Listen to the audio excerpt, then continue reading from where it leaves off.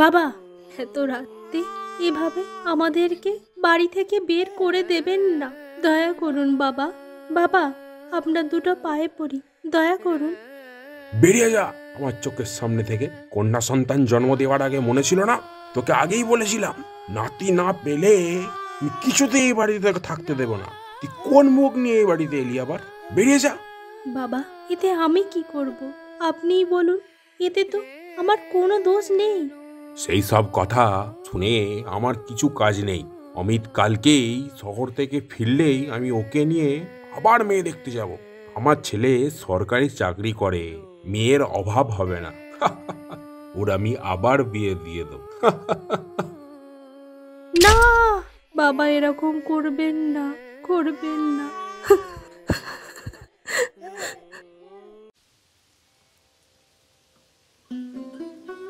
হে ভগবান, আমি এখন কি করব? তুই কাঁদিস না মা, কাঁদিস না, সব ঠিক হয়ে যাবে। এত বৃষ্টি পড়ছে, কি যে করি। এই তো, আমি বরং কিছুক্ষণ এই গাছতলাতেই বসে থাকি। হে ভগবান, দয়া করে আমাদের রক্ষা করো।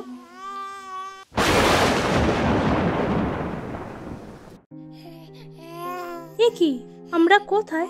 আমরা বেঁচে গেলাম কি করে? দাঁড়াও বাপু, দাঁড়াও, আমি আসছি। এত তাড়া কিসের? বুড়িমা, আমরা এখানে এলাম কি করে? তার জেনে কি করবে গো মা?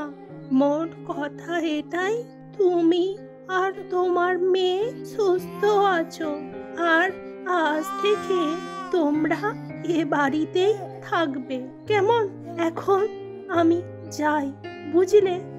যাই বলতে তুমি এখন কোথায় যাবে? সাহায্য করতে গো মেয়ে, সবাইকে সাহায্য করাই তো আমার কাজ।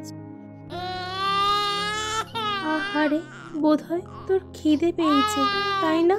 তোকে এখন কি খেতে দি বলতো? দাঁড়া, দুধ তো নেই, তোর জন্য জল নিয়ে আসি। তুই এখানেই থাক। হ্যাঁ,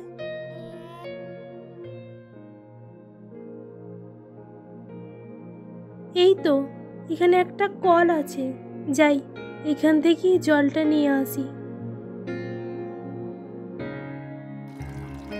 আরে, এ তো দুধ বলে মনে হচ্ছে না। আরে হ্যাঁ, এ তো সত্যিই দুধ। যাই, এই দুধ নিয়ে মেয়েটাকে খাইয়ে আসি, আর এরপর থেকে এই দুধ বিক্রি করে আমাদের সংসার চলে যাবে। ধন্যবাদ ভগবান, ধন্যবাদ, ধন্যবাদ বুড়িমা।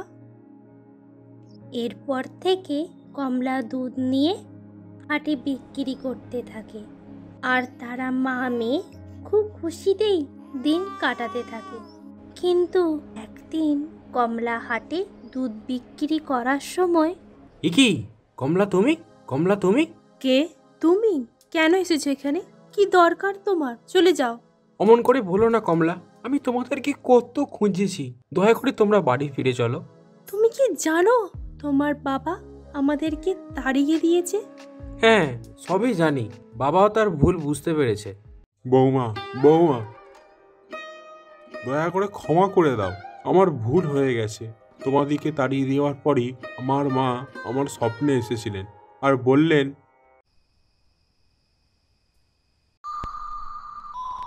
এই বাবু, বাবা। কে? মা এসেছো? হ্যাঁ রে, হত ছাড়া। কি হলো মা, কি হলো মা? তুমি মারছো কেন? আমার লাগছে।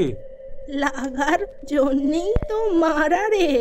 এই হত ছাড়া, তুই আমার নাত বউকে আর তার মেয়েকে এ বাড়ি থেকে তাড়িয়ে দিয়েছিস, হ্যাঁ? তার কন্যা সন্তান হয়েছে বলে? ওরে মাথা মোটা, আমিও তো একটা মেয়ে।